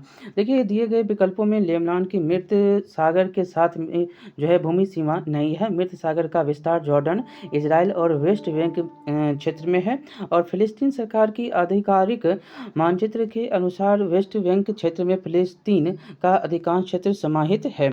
अगला क्वेश्चन है कि दक्षिण अमेरिका के मध्य अक्षांशीय घास के मैदान क्या नाम है, इसका घास का मैदान का क्या नाम है, तो ये पम्पास है। दक्षिण अमेरिका में मध्य अक्षांशीय घास के मैदान का क्या नाम, तो पम्पास है। यहाँ पर याद रखना है कि दक्षिण अमेरिका महाद्वीप में मध्य अक्षांशीय का शीतोष्ण कटिबंधीय घास के मैदान को पम्पास कहते हैं और इस घास के मैदान का विस्तार अर्जेंटीना, उरुग्वे तथा ब्राजील के दक्षिणी भागों में है और अन्य मध्य अक्षांशीय घास के मैदानों में स्टेपीज, यूरेशिया और प्रेरी उत्तरी अमेरिका तथा डाउन्स ऑस्ट्रेलिया तथा वेल्डस दक्षिण अफ्रीका की यादी प्रमुख हैं। अगला क्वेश्चन है कि निम्नलिखित में से कौन सा शहर किसी देश की राजधानी नहीं है, वो सिडनी देश की राजधानी नहीं है। उपयुक्त में से सिडनी राजधानी बल्कि ऑस्ट्रेलिया का एक ये बंदरगाह नगर है, जबकि कैनबरा ऑस्ट्रेलिया की और वेलिंगटन न्यूजीलैंड तथा रियाद जो है सऊदी अरब की राजधानी है। अगला क्वेश्चन देखेंगे 90 ईस्ट रीज कहाँ पर स्थित है, तो यह है हिंद महासागर। 90 ईस्ट ईज जो है हिंद महासागर स्थित एक कटक नाम है, एक कटक नाम है। अगला क्वेश्चन है कि रूस के किस शहर को उत्तर का वेनिस कहा जाता है, तो यह है सेंट पीटर्सबर्ग। सेंट पीटर्सबर्ग को देख सकते हैं कि रूस के सेंट पीटर्सबर्ग शहर को उत्तर का वेनिस कहा जाता है। पहले इसे पेट्रोग्राद या लेनिनग्राद के नाम से भी जाना जाता था। यह जो है एक महत्वपूर्ण ऐतिहासिक और सांस्कृतिक शहर होने के साथ साथ एक बंदरगाह भी है। अगला क्वेश्चन है कि अड्डू परवाल द्वीप किस महासागर में स्थित है, अड्डू परवाल महाद्वीप यह है आपको भारतीय महासागर में। देखेंगे यहाँ पर तो उत्तर पर है आपको अड्डू परवाल द्वीप एटॉल भारतीय हिंद, जिसको हिंद महासागर कहते हैं, में स्थित है। यह मालदीव का दक्षिणतम एटॉल है। अगला क्वेश्चन है कि निम्नलिखित में से कौन सा जोड़ा बेमेल है, तो यहाँ पर दो जोड़े यहाँ पर बेमेल आपको देखेंगे, इसलिए ई होगा। देखेंगे क्या है, तो मसाई जनजाति के लोग जो है पूर्वी अफ्रीका के केन्या, उत्तरी तंजानिया तथा पूर्वी युगांडा के पठारी प्रदेशों में रहते हैं और सकाई मलय प्रायद्वीपीय जो है मलेशिया एवं इंडोनेशिया में पाए जाते हैं और खिरगिज जिसको भी कहते हैं वह मध्य एशिया में पाया जाता है और बोडोइन या बुद्दू जनजाति जो है अरब प्रायद्वीपीय एवं जो है अरब मरुस्थल क्षेत्र में पाए जाते हैं। अगला क्वेश्चन देखेंगे निम्नलिखित में से कौन सा एक जर्मनी का कोयला क्षेत्र नहीं है, वो है लॉरेन वेसिन। देखेंगे तो रूल घाटी, सार वेसिन एवं अचेन वेसिन जर्मनी के कोयला क्षेत्र है, जबकि लॉरेन वेसिन फ्रांस मुख्यतः जो है कोयला क्षेत्र है। अगला क्वेश्चन है कि सागरीय लवणता का मुख्य स्रोत क्या है, तो यह भूमि, बी नंबर इसका उत्तर होगा। देखिए सागरीय लवणता का मुख्य स्रोत भूमि है, जबकि नदियां लवणता के सागर तक पहुंचाने वाले मुख्य जो है कारकों में प्रमुख है। यहाँ पर अगला क्वेश्चन देखेंगे अरब सागर के पानी का औसत खारापन कितना है, अरब सागर के पानी का, तो यह है आपको 35 पीपीटी। यहाँ पर याद रखना है कि हिंद महासागर में 0 डिग्री से 10 डिग्री अक्षांशों के मध्य 35.14% लवणता पाई जाती है, परंतु बंगाल की खाड़ी में ये घटकर 30% हो गई जाती है। वहीं अरब सागर में 36% लवणता पाई जाती है। अगला क्वेश्चन देखेंगे निम्नलिखित में से निम्नलिखित सागरों में किसमें औसत लवणता सर्वाधिक होती है, तो यह है मृत सागर, डी नंबर उत्तर होगा। देखिए मृत सागर में सर्वाधिक लवणता 238% प्रतिशत पाई जाती है और तुर्की के वान झील में 330% लवणता और ग्रेट सॉल्ट जो है सॉल्ट वेल लेक जो है उसमें यूएसए में है वो 220% लवणता यहाँ पे पाई जाती है। अगला क्वेश्चन है कि सारगेसो सारगेसो सागर एक हिस्सा किसका है? तो यह है उत्तरी अटलांटिक महासागर का। देखिए सारगेसो सागर जो है उत्तरी अटलांटिक महासागर में स्थित एक जलीय क्षेत्र और इस क्षेत्र में सारगेसम नाम की वनस्पति बहुतायत में पाई जाती है, जिस कारण से इसका नाम सारगेसो सागर पड़ा। अगला क्वेश्चन है कि दक्षिण अमेरिका की सबसे बड़ी नदी कौन सी है? तो यह है आपको अमेजन अमेजन अमेजन दक्षिण अमेरिका की सबसे बड़ी जो है लंबी तथा अवबाह क्षेत्र की दृष्टि से सबसे जो है बड़ी नदी है। अगला क्वेश्चन देखेंगे निम्नलिखित में से उन शहरों के मेल यहाँ पर मेल करना है। देखिए शहर है और नदी है, देखेंगे तो यहाँ पर शहर और नदी में तो स्टार डैम का क्या हो जाएगा? और सॉरी रॉटरडेम और पेरिस और देखेंगे तो कौन सा है? तो पेरिस है और बुडापेस्ट और वाशिंगटन है। तो यहाँ पर देख सकते हैं कि किसका किसका मिलाया हुआ है। देखेंगे रॉटरडेम का राइन हो जाएगा, पेरिस का सीन नदी के और बुडापेस्ट जो है डैन्यूब नदी और वाशिंगटन जो है पोटोमैक नदी के किनारे अवस्थित है। अगला क्वेश्चन है कि हिंद महासागर और लाल महासागर को कौन सी जल संधि जोड़ती है? तो यह है बाब अल मंदब जल संधि। देखिए हिंद महासागर अरब की खाड़ी और लाल जो है सागर बाब अल मंदब जल संधि जोड़ती है। और अन्य विकल्प में देखेंगे तो हारमुज जल संधि जो है फारस की खाड़ी एवं ओमान की खाड़ी को और बोस्पोरस जल संधि जो है काला सागर एवं मनवरा सागर को और मलक्का जल संधि जो है अंडमान सागर और दक्षिण चीन सागर को जोड़ता है। अगला क्वेश्चन देखेंगे, फिर से यहाँ पर सम्मिलित करना है। सम्मिलित में आपको पहला देखिएगा तो अत्यधिक गर्म जो है वो है आपका सहारा। अत्यधिक गर्म कौन है? तो सहारा है। और अत्यधिक ठंडा कौन है? तो अत्यधिक ठंडा है अंटार्कटिका। और अत्यधिक वर्षा कहाँ पर होती है? यहाँ पर चिरापुंजी है, मॉरिशस नहीं दिया हुआ है, मॉरिशस।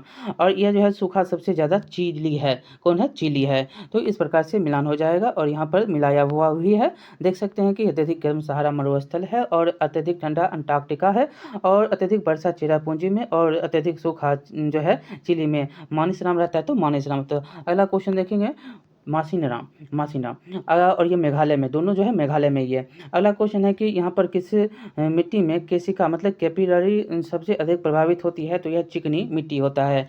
याद रखना है कि केशिका क्रिया जो है चिकनी मिट्टी में सर्वाधिक प्रभावित होता है, जबकि बलुई मिट्टी में यह न्यूनतम होता है। अगला क्वेश्चन देखेंगे, विश्व में सबसे अधिक कोयला उत्पादन करने वाला देश कौन सा? तो चीन है। यहाँ पर जो है सबसे ज़्यादा चीन ही है। और निम्नलिखित में से कुल गांधी कौन सी क्रिया संपन्न होती है? तो यह होता है सोना खनन। देखेंगे इसमें कि पश्चिमी उत्तर सोना खनन है। अगला इसमें देखेंगे व्याख्यान में तो पश्चिमी ऑस्ट्रेलिया के स्थित कोल गांधी सोना जो स्वर्ण खनन के लिए प्रसिद्ध है। वर्तमान में यह पर्यटकों के बीच जो है रूप से माइनिंग घोस्ट टाउन के रूप में प्रसिद्ध है और इस क्षेत्र में सोने की खोज 1892 ईस्वी में की गई थी। अगला क्वेश्चन है कि निम्न देशों में से किस देश में 2019 में सालाना सबसे अधिक सोने का उत्पादन हुआ? तो ये चीन था।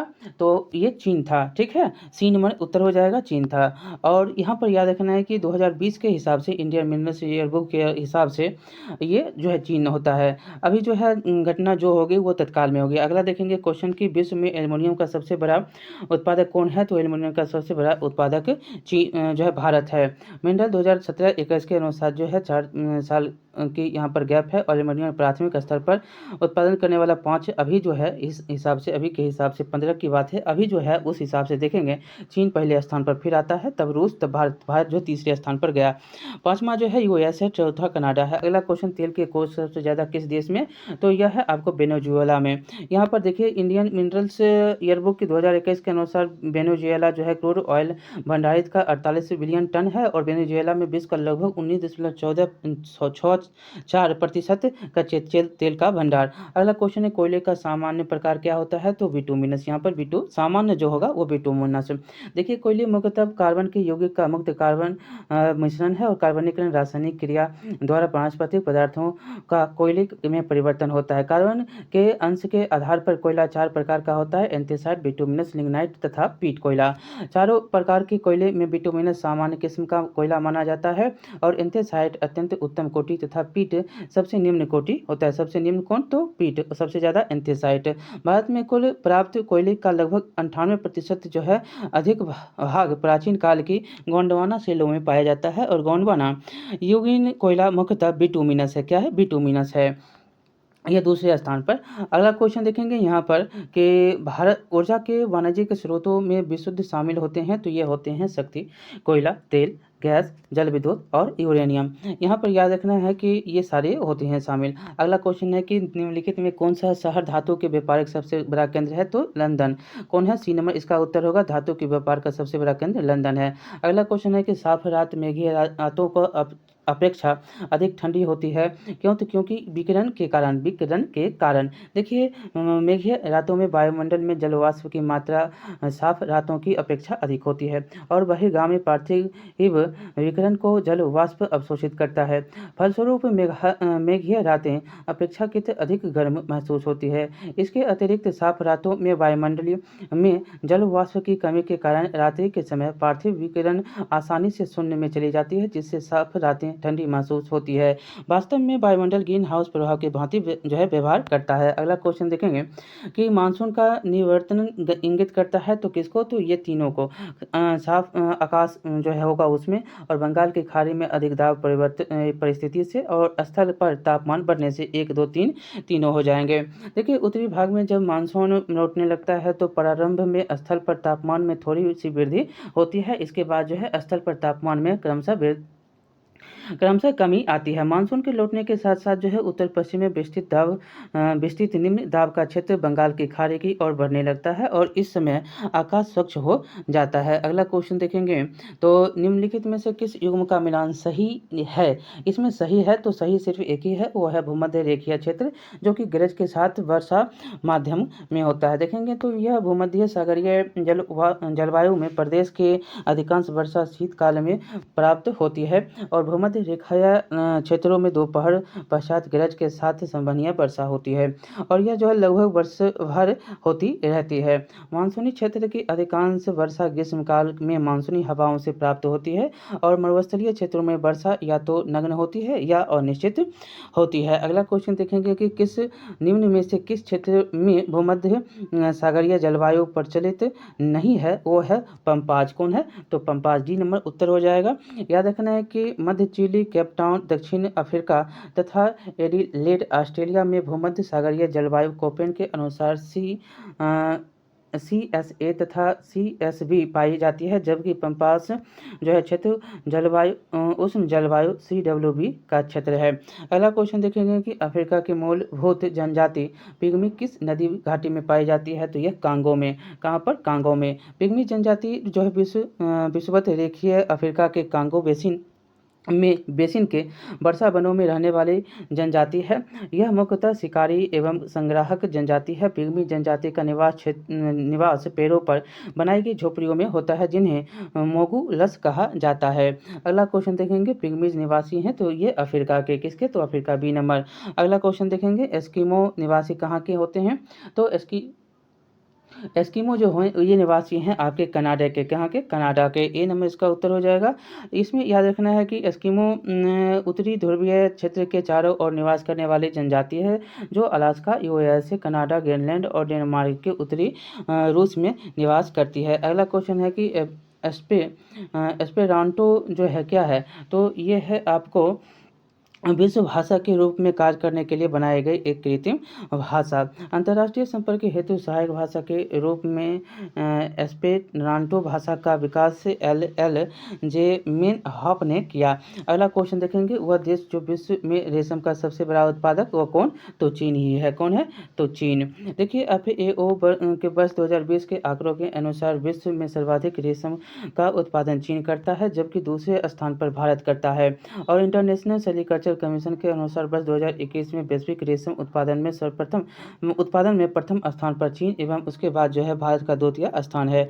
अगला क्वेश्चन देखेंगे शहतूत जो विश्व का सबसे सुंदर, गर्म और हल्का ऊन माना जाता है वह कहाँ पैदा होता है? तो यह होता है चीन में। कहाँ पे? तो चीन में। शहतूत एक विशेष प्रकार का गर्म ऊनी शॉल होता है और यह जो तिब्बती एंटीलोप अथवा चीरू के बालों से तैयार किया जाता है। चीरू का निवास मुख्यतः चीनी स्वायत्त क्षेत्र तिब्बत में मिलता है। अगला क्वेश्चन देखेंगे, निम्नलिखित में से कौन सा देश विश्व का सबसे अधिक केसर उत्पादन करने वाला देश है? तो यह है ईरान। डी नंबर इसका उत्तर हो जाएगा। अगला क्वेश्चन देखेंगे, उससे पहले देखेंगे इसका व्याख्यान क्या है। तो FAO के आंकड़ों के अनुसार विश्व में ईरान सबसे सर्वाधिक जो है केसर का उत्पादन करता है और भारत में केसर का सर्वाधिक उत्पादन संघ शासित प्रदेश जम्मू कश्मीर में होता है, जहाँ यहाँ के किश्तवाड़ जो है जिला तथा पुलवामा जिला प्रमुख केसर उत्पादक क्षेत्र है। केसर को लाल सोना के नाम से भी जाना जाता है। अगला क्वेश्चन है कि पत्थर के कोयले के भंडार में कौन देश संसार में अग्रणी है? तो वो है चीन। जो यहाँ पर पत्थर के कोयले जो होते हैं हार्ड कोल में भंडार में चीन प्रथम, संयुक्त राज्य अमेरिका दूसरा और भारत तीसरा स्थान पर है। इंडियन मिनरल्स ईयरबुक 2021 के अनुसार 2020 के अंत तक पत्थर का कोयला एंथेसाइट एवं बिटुमिनस भंडारित जो है प्रमाणित भंडार में संयुक्त राज्य अमेरिका का प्रथम स्थान है। इसके बाद जो है चीन और भारत का स्थान आता है। अगला क्वेश्चन देखेंगे कि संयुक्त राज्य अमेरिका को छोड़कर विश्व के निम्न देशों में से कौन सा देश कच्चे तेल का सर्वाधिक उत्पादन करता है? तो वह है सऊदी अरब। सी नंबर उत्तर हो जाएगा। देखिएगा यहाँ पर लिखा गया है कि वर्ल्ड न्यूक्लियर एसोसिएशन के अनुसार वर्ष 2022 में विश्व में सर्वाधिक खान द्वारा यूरेनियम का उत्पादन करने वाला देश कजाकिस्तान है और दूसरे और तीसरे स्थान पर कनाडा और नामीबिया का स्थान आता है। टीन कहाँ मिलता है? टीन मिलता है प्लेसर निक्षेपों में। देखिए विश्व में प्राप्त होने वाले टीन का 80% मात्र प्लेसर निक्षेपों से प्राप्त होती है और ये निक्षेप रिवर वेट्स में पाए जाते हैं। अधिकांश प्लेसर निक्षेप दक्षिण पूर्व एशिया में फैले हैं और इंडियन मिनरल्स ईयरबुक 2021 के वर्ष 2020 के आंकड़ों के अनुसार शीर्ष टीन उत्पादक देश क्रमशः चीन, इंडोनेशिया और म्यांमार एवं पेरू है। अगला क्वेश्चन है कि मृदा संरक्षण का कार्यक्रम है, जिसमें क्या होता है कि मृदा को नुकसान से सुरक्षित किया जाता है। देखिए बृहद अर्थों में मृदा संरक्षण का अर्थ केवल अपरदन को नियंत्रित करना ही नहीं होता है, बल्कि उसका उद्देश्य जो है भूमि की उच्च स्तरीय उर्वरता को बनाए रखना भी होता है। सामान्य अर्थों में भूमि उपयोग में सुधार ही मृदा संरक्षण कहलाता है। अगला क्वेश्चन देखेंगे, टेरारोसा का प्रारूपिक विकास उस भूभाग में होता है जिसमें क्या होता है? चूना पत्थर होता है। टेरारोसा लाल मृदा के लिए प्रयुक्त इटेरियन शब्द है। इसका जो है विकास जो है चूना पत्थर के अविलेय अवशेषों से होता है। अगला क्वेश्चन देखेंगे कि पृथ्वी पर घने वन अधिकतर मिलते हैं, तो ये मिलते हैं विषुवत रेखा के पास मिलते हैं।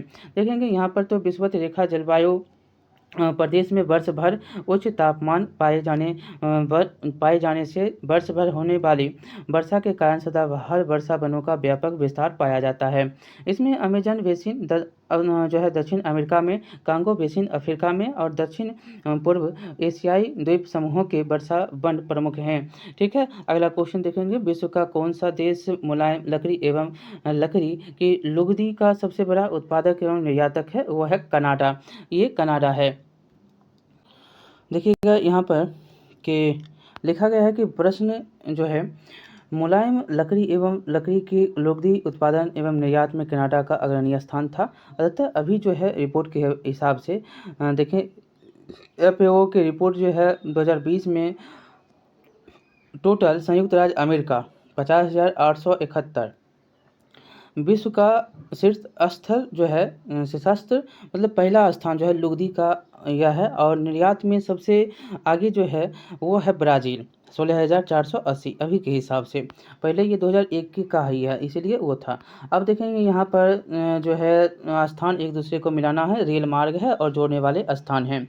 तो पहला रेल मार्ग का क्या हो जाएगा? तो यहाँ पर देखेंगे तो यूरोपियन ट्रांस कॉन्टिनेंटल रेल मार्ग ये किसके होंगे? तो ये आप मिलाएंगे तो पेरिस से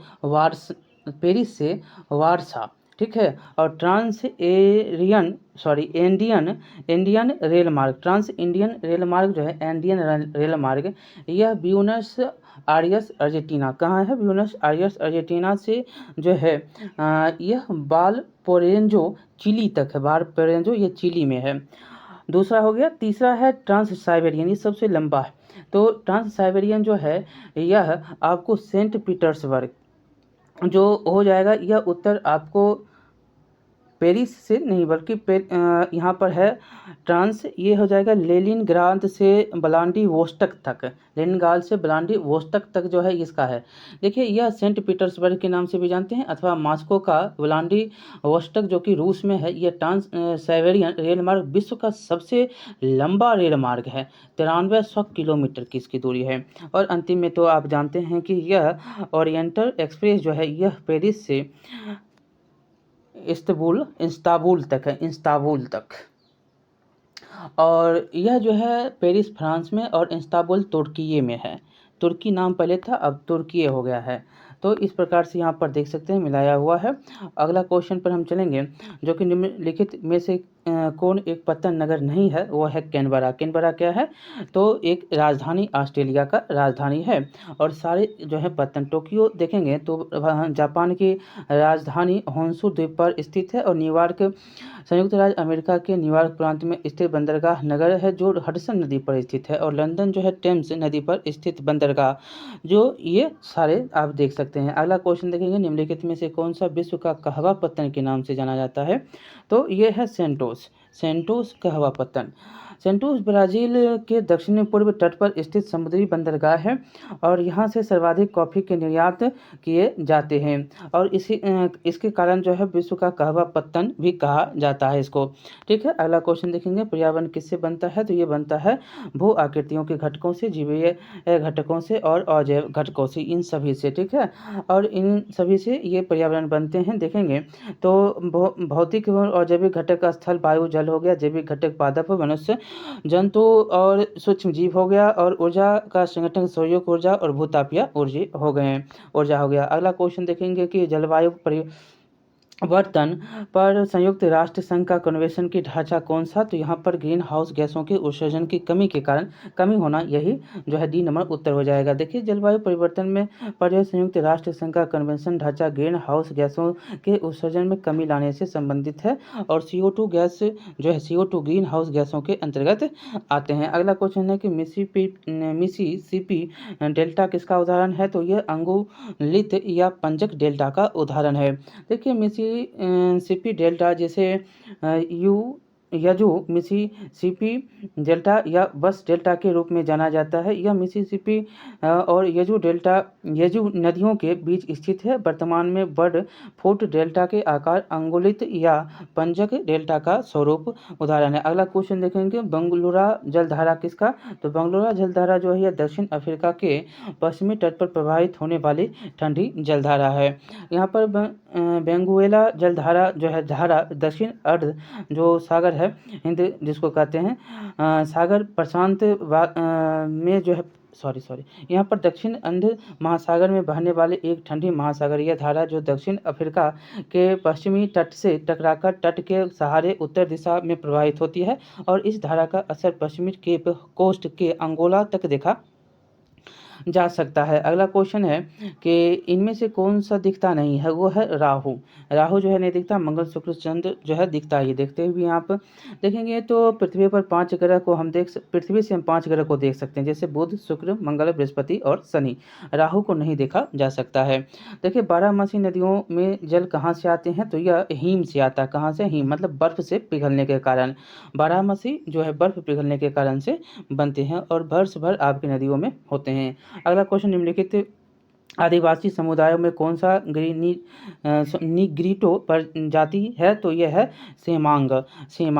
देखें निग्रिटो प्रजाति प्राचीन प्रजातियों के श्रेणी में आती है और भारत में इन जो है प्रजातियों की कुछ जनजातियां दक्षिण भारत में निवास करती है। उत्तर पूर्वी भारत की नागा सेमांग जनजाति इस प्रजाति के अंतर्गत आते हैं। अगला क्वेश्चन, विश्व में जो है आधे से अधिक कहवा का उत्पादन कहाँ, तो ब्राज़ील में होता है। ब्राज़ील में विश्व में सबसे अधिक जो है कहवे का उत्पादन होता है। देखिए ब्राज़ील विश्व में कॉफ़ी का सबसे बड़ा उत्पादक देश है, जिसमें वैश्विक कॉफ़ी आपूर्ति का 40% हिस्सेदार। और वियतनाम सबसे जो है दूसरा बड़ा कॉफ़ी उत्पादक देश है, जिसका विश्व के कॉफ़ी उत्पादक में 20% का हिस्सा। अगला क्वेश्चन देखेंगे, जापान में औद्योगिक विकास के लिए निम्नलिखित कारकों में से कौन सा उत्तरदायी नहीं है, यहाँ पर कौन सा उत्तरदायी नहीं है ये पूछ रहा है। तो देखिए उत्तरदायी इसमें बी नंबर है, खनिज संसाधनों की बहुलता इसमें उत्तरदायी नहीं है। इसमें उत्तर जो है व्याख्यान में कि जापान में उद्योगों का विकास सबसे बड़ी जनसंख्या वाले क्षेत्रों में हुआ था। यहाँ सस्ते कुशल श्रमिक और बाजार दोनों की प्रचुरता है, और परंतु यहाँ खनिज संसाधनों की बहुलता का अभाव है। अगला क्वेश्चन है कि पेंजिया से टूटे हुए दक्षिण महाद्वीपीय को क्या कहते हैं? तो यह है गोंडवाना लैंड। गोंडवाना लैंड कहा जाता है। देख सकते हैं दोबारा क्वेश्चन पूछ चुका है। देखिए जब पेंजिया का विभाजन हुआ तो पेंजिया का उत्तर भाग जो है लोरेंसिया, उत्तरी अमेरिका और यूरोप एवं एशिया हो गया, और दक्षिण भाग गोंडवाना लैंड जिसमें कि दक्षिण अमेरिका, अफ्रीका, मेडागास्कर, प्रायद्वीपीय भारत और ऑस्ट्रेलिया तथा अंटार्कटिका हो गया। अगला क्वेश्चन है कि अंटार्कटिक क्षेत्र और अंटार्कटिका महाद्वीप किसके निकट स्थित है? तो यह उत्तर और दक्षिणी ध्रुव के निकट स्थित है। दोबारा क्वेश्चन पूछा, सभी जो है रिपीटेड क्वेश्चन है। आर्कटिक क्षेत्र उत्तरी ध्रुव के चारों ओर फैला भौगोलिक क्षेत्र है। इस क्षेत्र की कोई सही परिभाषा नहीं क्योंकि इसकी दक्षिणी सीमा बदलती रहती है, और अंटार्कटिका महाद्वीप दक्षिणी गोलार्ध में अवस्थित है और यह विश्व का 5वां सबसे बड़ा महाद्वीप है। अगला क्वेश्चन है कि निम्नलिखित में कौन सा समुद्री जैव विविधता के दृष्टिकोण से दुनिया का सबसे समृद्ध क्षेत्र है, जिसमें ज्वारंद मुख्य समुद्र तट, निकटवर्ती पर्यावरण के जंगल, समुद्री घास, प्रवाल भित्ति, नमक, दलदल और मैंग्रोव के साथ 21 द्वीप समूह हैं। ये है मन्नार की खाड़ी और बायोस्फीयर रिजर्व। ठीक है, दूसरा नंबर सही होगा। इसमें याद रखना है कि मन्नार की खाड़ी जीवमंडल आरक्षित क्षेत्र भारत के दक्षिण पूर्वी तट पर लगभग 10,50,000 हेक्टेयर में फैला हुआ है, और समुद्री जैव विविधता के दृष्टिकोण से यह क्षेत्र विश्व के सबसे संपन्न क्षेत्र में से एक है, और जैव मंडल आरक्षित क्षेत्र में 21 द्वीपों के साथ साथ ज्वारंद मुख्य समुद्री तट इत्यादि शामिल हैं, जिसमें समुद्री शैवाल, समुद्री घास, प्रवाल भित्ति, खारे, दलदल और मैंग्रोव शामिल हैं। अगला क्वेश्चन है कोपेन की वर्गीकरण योजना के अनुसार उत्तर प्रदेश और बिहार किस प्रकार के जलवायु? तो यह है CWG। देखिए वर्ष 1918 में भी कोपेन ने जलवायु वर्गीकरण की आनुभविक पद्धति विकसित की थी, और कोपेन ने 5 प्रमुख जलवायु समूह निर्धारित किए, जिसमें 4 वर्तमान तापमान एवं 1 वर्षन पर आधारित है। कोपेन के वर्गीकरण योजना के अनुसार उत्तर प्रदेश और बिहार CWG पर जलवायु प्रदेश में आते हैं। अगला क्वेश्चन है कि भारत के क्षेत्रीय सीमा तट के कितने समुद्री मील किलोमीटर तक समुद्र की दूरी फैली है? तो यह है आपको 12 समुद्री मील, मतलब कि लगभग 21.9 किलोमीटर। याद रखना है कि संयुक्त राष्ट्र समुद्री कानून संधि 1982 तक अंतर्राष्ट्रीय संधि, जिसके अनुसार प्रत्येक तटीय देश प्रादेशिक समुद्री क्षेत्र का दावा कर सकता है, जो समुद्र की और अपनी आधार रेखा 12 समुद्री मील मतलब 21.9 किलोमीटर तक विस्तृत होगा। यह देश अपने प्रादेशिक समुद्री क्षेत्र के ऊपर हवाई क्षेत्र और इसके नीचे के समुद्री तल और उपमृदा का संप्रभुता का प्रयोग करेगा। अगला क्वेश्चन देखेंगे, यहाँ पर कुछ नहीं है, समाप्त हो गया। तो इस प्रकार से आपका समाप्त होता है यह भूगोल, जो विश्व भूगोल था। उसके बाद हम भारत का भूगोल और हिस्ट्री और ज्योग्राफी तो अभी चल ही रहा है। उसके बाद जो है राजनीतिक शास्त्र और अर्थशास्त्र, ये 2-3 विषय बचे हैं जो कि बहुत महत्वपूर्ण है, उसको हम करेंगे। ठीक है, मिलते हैं अगले वीडियो में। बहुत बहुत धन्यवाद। लाइक शेयर सब्सक्राइब जरूर करिएगा।